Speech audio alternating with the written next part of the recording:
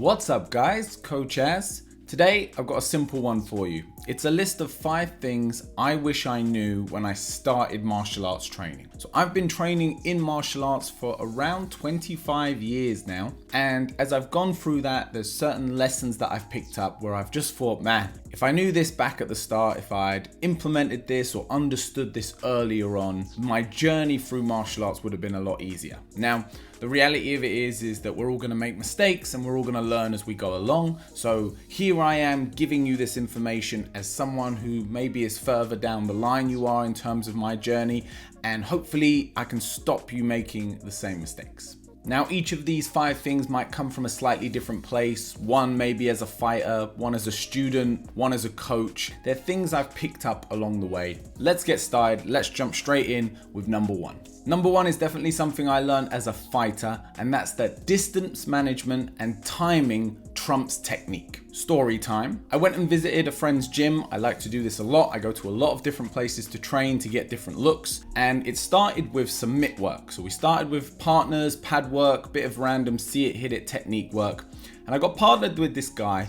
And as we were working, and I was in my early 20s at this stage, and in my early 20s, I was a cocky little. And we're doing this pad work, and I'm looking at him and I'm going, God, your technique is awful. You're not rotating into your punches properly. You're not turning your hip into that kick. I was judging him based on this technique because I'd heard good things. Like when I told my friend I was coming, he's like, oh, you're going to partner with this guy. You're going to have a great session. We'll get some rounds in.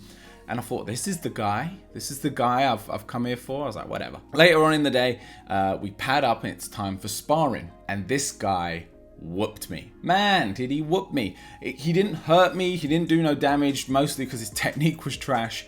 But his understanding of distance management and timing was something else. He really understood how to make me miss and then make me pay. He had a great ability to make me think that I was in range to hit him, to just miss, and then to catch me with one of his shots. So although I had the far more refined and beautiful kicks and punches, I couldn't land them. So that didn't matter. And from that day on, I really started to put more of a focus into my distance management and my timing, and my sparring got that much better for it. So don't get too obsessed with spending a whole session just practicing the same kick over and over again on a punch bag in a vacuum. Start trying to apply it with different distances, whether it be you moving forward, you moving backwards, different timings, which means working with a partner, attacking before them, attacking after, attacking during.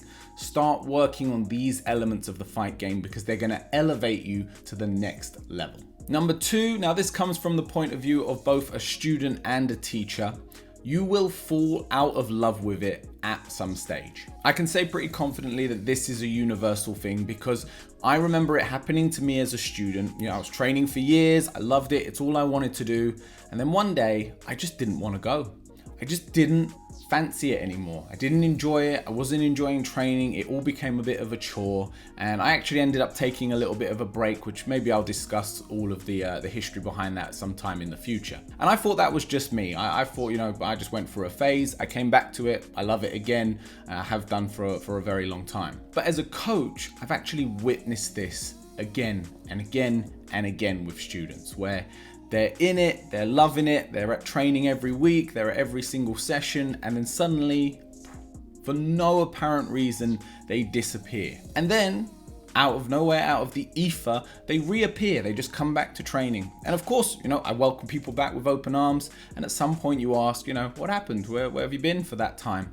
And you kind of go into that expecting something, like maybe there was a bad training session, maybe they got hit bad in sparring and you didn't catch it, you didn't see it. You're instantly thinking that maybe you did something wrong as a coach.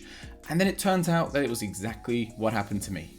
They just lost the spark. They lost the love for it, but it came back around. So if you're at that stage or you haven't experienced that yet, my advice is that understand that it's completely normal. It happens to loads and loads of people, and that you kind of just need to ride that wave. And you can do that one of 2 ways. One, you can train through it and just take the pressure off yourself. Don't go in there trying to have the best training session or have the best time or walk out feeling amazing. Just go through the motions and keep the consistency up, which we're going to talk about more later. Or take an intentional break. But a warning on the intentional break, the hardest thing you can do is restart training. So I would be really clear with yourself that you're going to take 1 month off, or 2 months, 3 months. Set yourself a deadline and a date for when you're going to return. And if you can, let your coach know. Get some accountability to it. Get your, if you've got someone, a training partner, let them know, I'm going to take a month off. Make sure I come back next month because I'm going to be in a place where I feel like, I just want to leave it, drag my butt back in the gym. And you should find when you get back, you're going to feel a whole lot better about it. Number 3, now this one really comes from me going and traveling and visiting a lot of different gyms. Every gym has an asshole. Every single one. I've never been to one that didn't. Every single gym, to very varying extents depending on the gym culture, has someone where you're just like, you're a bit of an ass. I'm not that keen on you. And this can manifest in loads of different ways. Bad sparring partner, they hit too hard, they go too heavy. Bad grappling partner, they hold submissions too long. Attitude, like the way they talk to you, the way they treat you, the way they dismiss you. And sometimes this can be a coach. When it's a coach, it's a lot worse because obviously they're in a position of being the teacher, of trying to give you the coaching, but more often than not, it's someone in the club. The reason I bring this one up is, don't think that the grass is greener on the other side. That if you leave your gym because of this one person who's in there who you don't like, that you're going to go somewhere else and a manifestation of that person isn't going to be there as well. It's kind of the reality of life. Yeah, most of you guys, you've got a job. I'm sure there's someone at work that you don't like. I'm sure there's someone in your friendship group or a friend of a friend that you don't like. They're everywhere. You can't go through life trying to avoid people like this, and you shouldn't let it dictate your martial art journey. Because if you've got a gym that you love, you've got a community, a club that you really enjoy, and it's just one person, this fly in the ointment, that's ruining it for you, then I wouldn't say that that's a valid reason for you to try and train somewhere else. Find a way to work around it. Don't partner this person, or what I always do recommend is do partner them and try to understand what makes them tick. Why are they like that? Because more often than not, it's an issue for themselves, that they lack confidence, they've got something to prove, they had a rough upbringing, and maybe through getting to know them and getting to understand them, you can get past that and you can develop some kind of a connection or a friendship. But every gym has them. Understand that it's like an ever-present phenomenon, and like I said, to different extents. I'm not saying let someone be a gym cancer and beat on you or treat you like crap, nothing like that, but understand that there's bad people in the world. There's not much we can do. Number 4, stretching is not optional. You need to stretch, guys. I don't care what your discipline is. You need to put some energy, some time, and some focus into mobility work. And the reason I say this is because, like I said, I've been doing this for 20 plus years, and you pay the price in the long term.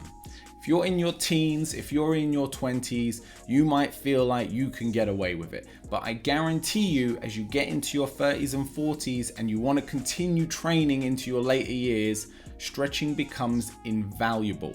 And the problem is, the real issue, I said that twice, the real issue is if you try to start doing it in your 30s and 40s, it's a really difficult habit to build.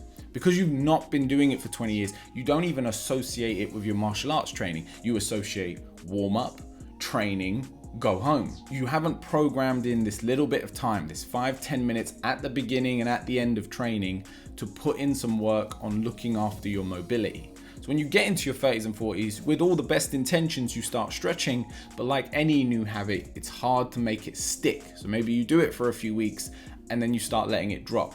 And it doesn't work like that. It needs to be a very regular, almost everyday occurrence for you to get the benefits of it. Problem is, as we get older, we lose our flexibility anyway. That's going to happen even if you do stretch. You're just going to naturally lose mobility.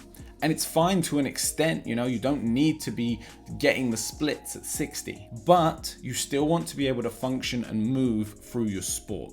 And if you're inflexible in your younger years, it also just means that you're closed off and you're pulled away from the ability to work certain techniques. Take, for example, a head kick. You don't have the ability to work that technique because it's outside of your physical capabilities due to the tightness in your body. So it's really important, it's imperative, guys. I know it's not the most exciting part of training. I know it can be boring, but 10 minutes a day, that little bit of consistency added into your training, it's gonna make a world of difference, not only to your performance when you train, but how you feel physically after training, before, your recovery. Everything is going to benefit. Stretching is not optional. Make time for it, get it done. And number 5, this one is kind of the overarching principle. A lot of these points I made today. Consistency is king. This goes for everything, whether it be getting to classes, doing the stretching, doing the strength and conditioning, competing, gradings, whatever you want to achieve through your martial arts journey, consistency is king. I see it far too often where people have a lot of natural ability, but they're incapable of being consistent. They come for a few months, they take a few weeks off. They come for a few days, they take a few days off, and their progression is just always brutally stagnated. I see people get frustrated without making any progress, that they've been training for 3 months and they don't feel like they're getting anywhere. 3 months is nothing, guys. It's not a long amount of time. You have to think about this as a long-term game. It's a lifetime of learning. It's a lifetime of incremental improvements. Again, it's kind of a life principle. It applies to a lot of things. You don't get overnight success in these things. You don't develop at a rapid rate. That's the exception. It's not the rule. The rule is you train consistently and you get 1%, not even 0.1% better every single day. As long as you're consistent, but every time you take these sustained breaks, every time you get out of the routine, it doesn't stay where it is, it goes backwards. You lose strength, you lose conditioning, you lose flexibility, and you get ring rust. You lose your idea for that distance managing, that timing. All of those things go. They need to be constantly sharpened and constantly reinforced. So if you don't listen to any of the other things I've said in this video, listen to this one. Be consistent. Find what you can manage and sustain in the long term and do so, and you're going to get so much more out of your martial arts training. Guys, I hope you've enjoyed this video. It's been great talking to you. Let me know what you want to hear me talk about next. Hit that like button, hit subscribe, and I will see you on the next one.